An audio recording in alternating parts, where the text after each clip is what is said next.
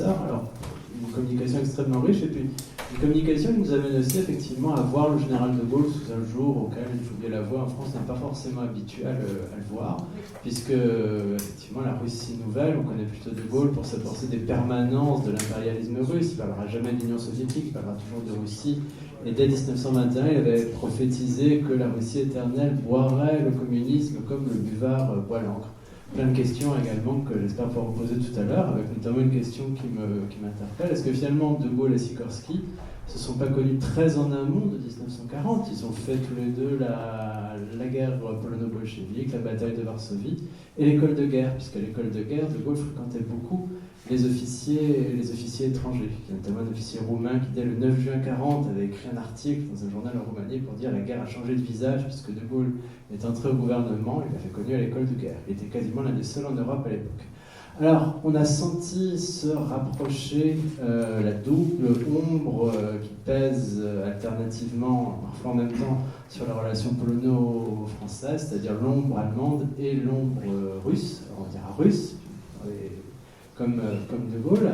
Cette ombre russe, c'est effectivement le fait que De Gaulle pense l'utilité de l'URSS dans la guerre, engage la France libre sur le front soviétique, ce sera la fameuse escadrille Normandie-Niemen, et puis on pensera aussi effectivement le rôle de la France comme intermédiaire entre la Pologne et l'URSS pour aboutir finalement à un rééquilibrage de la carte de l'Europe qui vise avant tout à neutraliser la menace allemande. Alors, cette ombre russe, s'il y a bien un spécialiste qui peut nous en parler, c'est Frédéric Desberg, qui est maître de conférence à Saint-Cyr-Coëtquidan et qui est précisément auteur d'une thèse sur la part du facteur polonais dans les relations franco-soviétiques, donc thèse sous la direction de Georges-Henri Sautou. Frédéric Desberg, donc aussi le directeur du pôle défense et sécurité européenne du centre de recherche des écoles de Saint-Cyr-Coëtquidan. Il a récemment dirigé avec Antoine Marès et Isabelle Davion, militaires et diplomates français face à l'Europe médiane. Et donc pour évoquer ce comité de Lublin, puisque Christian Fouché était le seul diplomate occidental présent au moment où le comité, le 31 décembre 1944, s'est proclamé gouvernement provisoire, il était assis à côté de l'ambassadeur du RSS, très présent évidemment. Eh bien, j'ai le plaisir de lui céder la parole pour 25 minutes peut-être. Voilà, merci. Merci Monsieur le Président. Bonsoir à tous et toutes. Cette photographie très célèbre de la signature de l'Alliance franco-soviétique du 10 décembre 1944 nous montre les principaux acteurs.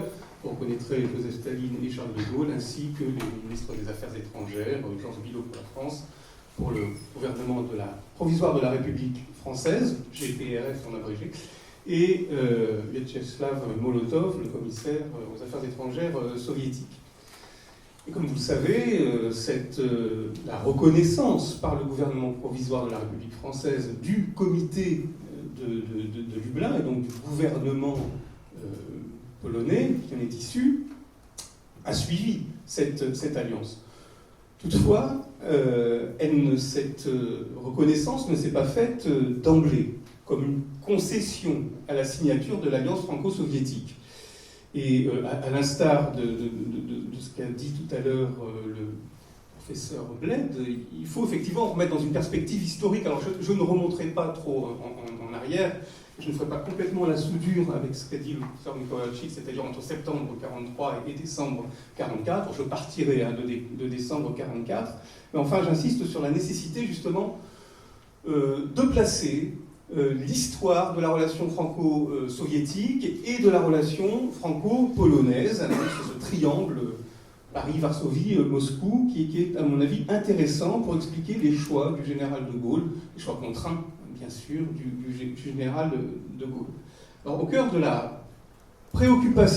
des préoccupations françaises se trouve la question allemande. Voilà. Dans un triangle, on va toujours trouver un quatrième membre, et c'est ici l'Allemagne.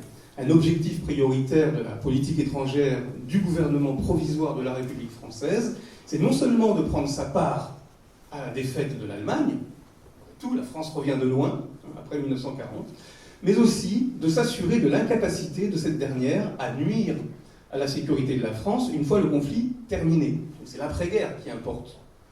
Cette priorité française de sécurité face à l'Allemagne n'est pas sans rappeler la situation de la fin de la Première Guerre mondiale qu'avait alors connue le capitaine de Gaulle, en particulier lors de ses 2 séjours en Pologne.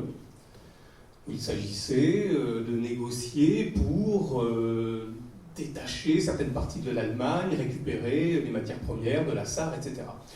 On se retrouve à peu près dans la même situation. Toutefois, à la différence de la situation de 1919, la réalisation des objectifs français passe non seulement par le soutien des États-Unis et de la Grande-Bretagne, comme en 1919, mais également maintenant par la conclusion d'une alliance entre la France et l'Union soviétique. Cette alliance est en réalité le prolongement rêvé peut-être de l'alliance franco-russe de 1892, mais plus certainement du pacte d'assistance mutuelle entre la France et la Russie nouvelle, comme on disait à l'époque dans les années 20 et 30, même si ce pacte était peu contraignant puisqu'il ne contenait pas de clause militaire. Les avantages fournis par cette alliance sont en tout cas, le général de Gaulle l'espère, la garantie soviétique contre l'Allemagne. La reconnaissance par Staline des revendications françaises sur la Rhénanie et la Ruhr, l'apport d'un contrepoids aux relations parfois conflictuelles qu'il entretient, lui de Gaulle, avec les États-Unis et la Grande-Bretagne. Ainsi qu'en matière de politique intérieure, la certitude d'éviter une opposition des communistes français, des résistants communistes, à l'action de son gouvernement. Mais en réalité, Joseph Staline ne souhaite pas aller aussi loin dans la satisfaction des objectifs français. En cette période de grande alliance, il veut éviter de fournir le moindre motif à une mésentente entre lui et ses partenaires que sont Roosevelt et Churchill. En tout cas, depuis l'automne 1943, et même avant, comme l'a très clairement expliqué le professeur Mikołajczyk, il est clair dans l'esprit des diplomates français que l'alliance avec l'Union soviétique doit être une priorité pour la garantie de la sécurité de la France. Les concessions envers l'URSS au sujet de l'Europe orientale sont donc inévitables. La Russie doit logiquement bénéficier d'une zone de sécurité en Europe orientale, ce qui constitue le meilleur moyen de détruire le militarisme allemand, estime-t-on, à Paris. Mais il est permis, pense-t-on également, d'espérer le maintien de l'indépendance des pays d'Europe centrale et orientale et d'engager un partenariat franco-polonais en matière de sécurité, d'autant plus que la frontière du nouvel État polonais doit être déplacée, à l'est, et puis, à l'ouest surtout, et puis rester sur l'ancienne ligne, on va dire, cantonne à peu près, à l'est. Et comme le signale de Gaulle, ces frontières, avec transfert de population, c'est maladie de l'époque, sont acceptables. Vous avez prononcé le terme, et il le répète par la suite. Et donc cela passe par une entente triangulaire entre la France, l'Union soviétique et la Pologne contre l'Allemagne. Alors, en arrivant à Moscou, je passe un peu de temps sur la négociation elle-même. En arrivant à Moscou au début de décembre 1944, De Gaulle reconnaît donc d'emblée des annexions opérées par l'URSS, mais le 5 décembre, les soviétiques, par la voix de Molotov, font comprendre à Georges Bidault que l'alliance doit être assortie de l'échange de représentants officiels entre le gouvernement provisoire français et le comité de Lublin. Et un bras de fer s'engage alors entre les deux futurs alliés. Le chef du GPRF, De Gaulle, exige auprès de Staline l'indépendance de la Pologne et la tenue d'élections libres, comme les alliés d'ailleurs américains et britanniques, sous le contrôle d'ailleurs de ses alliés. Vous voyez ici la citation que De Gaulle reprend dans ses mémoires de guerre, la Pologne, dont l'amitié traditionnelle nous est chère, est à nos yeux un des éléments essentiels de l'équilibre, de la paix et de la sécurité du continent européen. Tout gouvernement représentant la nation polonaise, choisi et soutenu par le peuple polonais, sera reconnu par nous comme le gouvernement légitime de la Pologne, ajoute Georges Bidault un peu plus tard devant l'Assemblée consultative en décembre, donc après le retour, après la signature de l'alliance. De Gaulle reste d'ailleurs sur sa position devant les représentants du comité de Lublin qu'il rencontre à Moscou. Or, son intransigeance ne peut pas être complètement inflexible. Il doit concéder l'annonce officielle, alors qui sera diffusée le 5 janvier seulement, de l'échange de représentants, alors l'un polonais, Stefan Jędrzejowski, excusez ma prononciation, qui va à Paris, et l'autre, Christian Fouché, à Lublin, où doit être proclamé le gouvernement provisoire de la République de Pologne le 31 décembre 1944. Alors pour Bidault, il ne s'agit pas d'une reconnaissance officielle. Il a apporté une nouvelle formule acceptable par De Gaulle et par les soviétiques, qui change en réalité beaucoup pour les Français. Au moins, nous n'avons pas un représentant officiel, mais qui change très peu de choses pour les soviétiques. C'est un compromis de protocole, dit Georges Bidault. En tout cas, c'est un pas que ni Washington ni Londres n'ont encore franchi. La politique allemande de la France, j'ai un petit peu de retard sur les diapos, la politique allemande de la France, le souci du rapatriement des prisonniers, l'insistance à conclure une alliance avec Moscou ont poussé la France à jouer la carte de l'entente polono-soviétique. Et en ceci, moi, je crois beaucoup aux continuités, surtout en politique étrangère, dans l'histoire.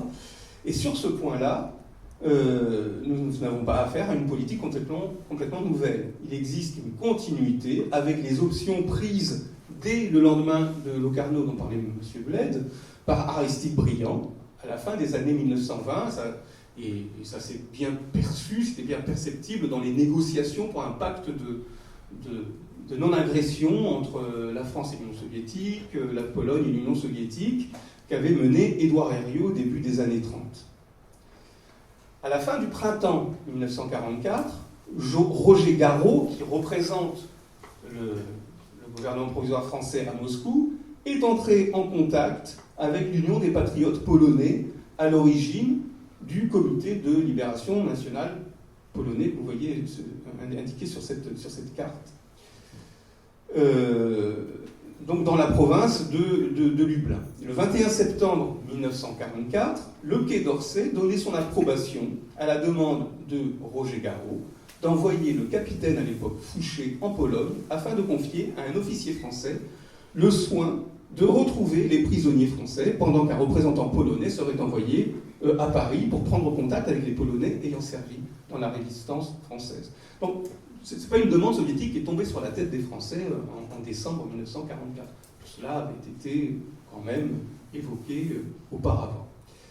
Alors je voudrais faire un focus maintenant, justement, comme ça a été indiqué par Frédéric Fogacci, sur justement la mission du commandant Fouché. Il devient commandant à l'occasion, parce que c'est peut-être un peu de la micro-histoire, mais enfin c'est en tout cas très révélateur, très intéressant, parce que Fouché est le seul représentant occidental dans cette partie libérée ou occupée par les troupes soviétiques.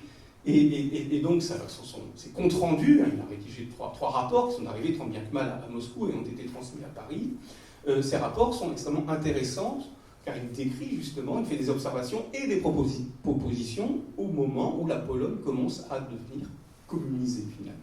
Et en même temps, comme c'est un diplomate malin, enfin, qui fait bien son travail, il sait très bien ce qu'on attend de lui, et donc ces rapports sont appréciés par le Quai d'Orsay. Donc l'accord franco-soviétique à peine conclu, Christian Fouché part pour la Pologne. Il atterrit à Lublin le 23 décembre 1944 et il représente son gouvernement provisoire en tant que délégué auprès du comité polonais de libération nationale. La mission dont il est chargé consiste principalement, et c'est très important, à s'occuper du rapatriement des prisonniers de guerre et des déportés français qui se trouvent en territoire polonais et qui sont des centaines de milliers. Elle découle directement de la signature du traité d'alliance franco-soviétique. Alors sa mission est très courte, elle dure à peine 3 mois, entre fin décembre et fin mars 1945. Il arrive à Lublin, donc habillé comme vous le voyez, donc en uniforme de l'armée de l'air. Il avait rejoint le général de Gaulle dès juin 1940 et avait mené dans la France libre une carrière donc militaire, et en même temps il est devenu diplomate. D'autres missions que le regroupement des prisonniers français en Pologne l'occupe. Il doit aussi préserver autant que possible l'ancienne influence française en Pologne, sans pour autant satisfaire les exigences de Moscou, au sujet d'une reconnaissance officielle des nouvelles autorités polonaises, ce qui est un exercice d'équilibre difficile à mettre en place, parce qu'il convient, comme vous l'avez dit justement, d'éviter de montrer une acceptation de la mainmise soviétique sur la Pologne et d'accepter une acceptation de la transformation communiste du pays. Alors la mission de Christian Fouché représente un intérêt majeur pour son gouvernement, mais également pour les alliés britanniques et américains, car il dispose d'un poste d'observation extrêmement rare. Et à travers ces analyses, lues et approuvées avec le plus grand intérêt au Quai d'Orsay, apparaît clairement la question de la place de la Pologne dans l'alliance franco-soviétique de décembre 1944. Déjà, son arrivée à Lublin est l'occasion de constater l'intérêt que les Polonais, les membres de ce futur gouvernement provisoire, dont vous voyez quelques représentants ici, portent à la France à travers sa personne. C'est le seul Français. Contraire, enfin, il a deux adjoints avec lui, mais à peu près le seul. Contrairement à son homologue polonais à Paris, Fouché est accueilli avec égard par les ministres polonais des Affaires étrangères et de la Défense, avec les honneurs militaires et au son de la Marseillaise. Tout est ainsi fait pour donner à la population polonaise l'idée que la France reconnaît son nouveau gouvernement.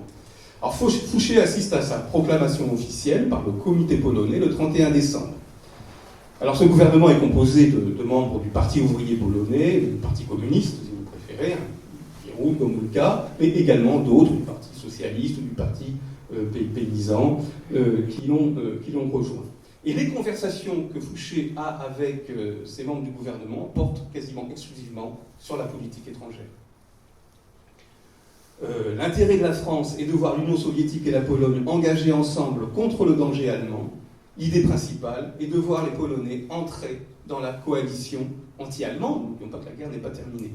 C'est pourquoi le délégué du GPRF évoque la nécessité d'une entente polono-soviétique et celle d'une coopération franco-polonaise visant à un démembrement de l'Allemagne. Alors, les Polonais répondent de manière très évasive sur l'amitié franco-polonaise à entretenir avec l'Union soviétique. Alors, je passe sur son travail essentiel, parce que ça nous éloigne un peu du sujet, qui est de répertorier, regrouper le plus possible les prisonniers, mais c'est vraiment la part majeure de son travail, et c'est un travail à dimension humaine, la tâche est difficile. J'insisterai seulement sur le fait que sa tâche est rendue difficile par le fait que le gouvernement provisoire polonais n'est absolument pas compétent dans cette affaire, c'est l'armée rouge en fait qui peut répondre. Donc là-dessus, il est un petit peu déçu, il arrive quand même à racler un petit peu d'argent pour soutenir, au moins moralement, ces prisonniers. En plus, Fouché est bloqué à Lublin, y compris quand le gouvernement provisoire est transféré à Varsovie, où il se rend 15 jours après l'entrée des troupes soviétiques, c'est-à-dire à la fin de janvier, où là il veut installer son poste à l'ambassade de France, mais elle a été détruite et il ne trouve que des ruines. En tout cas, il est évident que son métier finalement consiste aussi à rendre compte de l'évolution politique du pays. Je rappelle que dès le 10 décembre, De Gaulle lui avait dit « Là-bas, vous allez être la France pour tous les Polonais et pour nos soldats libérés. Vous me raconterez le plus vite possible ce qui se passe et comment vous voyez les choses. Pour le reste, vous vous débrouillerez. » Alors, par manque de temps, évidemment, je passerai sur les rapports pourtant très intéressants de Fouché, mais qui montre bien justement son regard quand même pertinent sur la communisation du pays, sur la tutelle soviétique, l'emprise de Moscou.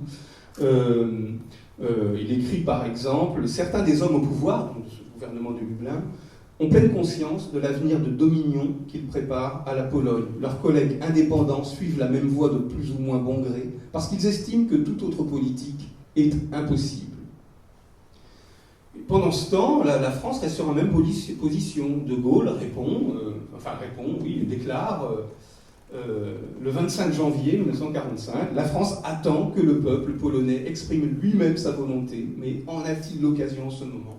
Je ne le crois pas. En tout cas, les observations de Christian Fouché peuvent justifier les positions de Paris vis-à-vis de Moscou. On va voir un certain refroidissement entre Paris et Moscou, et d'autant plus que les rapports montrent un pessimisme de plus important de la part de Fouché. L'Allemagne n'est pas encore complètement vaincue, mais la domination soviétique en Europe orientale se répand au rythme de la progression de l'armée rouge. Et d'ailleurs, indique Fouché, le gouvernement polonais ne tient que grâce à la présence des troupes russes. Quant à l'armée polonaise, elle passe difficilement pour être véritablement nationale. Elle a été créée récemment, finalement, et elle commet des exactions et des abus d'autorité en Pologne. Et il faut ajouter qu'il ne reste plus rien de l'ancienne résistance intérieure non communiste, l'Armia Krajowa, puisque ceux qui ont refusé de rejoindre l'armée polonaise ont été, pour certains, exécutés, pour la majorité emprisonnés ou déportés en Russie. Alors Fouché note, et ça c'est important, que l'implantation du gouvernement polonais a toutes les chances de réussir, non seulement en raison de l'appui soviétique, compris militaire, mais aussi grâce à la méthode prudente qu'utilise le gouvernement polonais. Dans un premier temps, le comité de Lublin est surtout une coalition ayant le souci de symboliser l'unité nationale, faisant apparaître dans ses rangs, outre les communistes, d'autres ministres.